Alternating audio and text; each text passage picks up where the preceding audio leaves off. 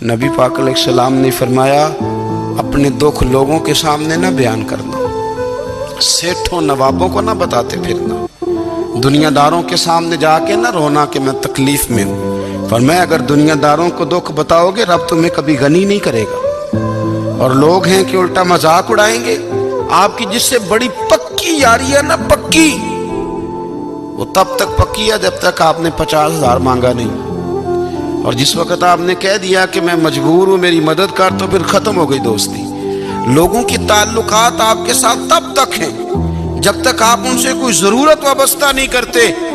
करीम आबू फरमाने लगे, बंदों के सामने दुख ना बयान करना, अल्लाह तुझे कभी गनी नहीं करेगा।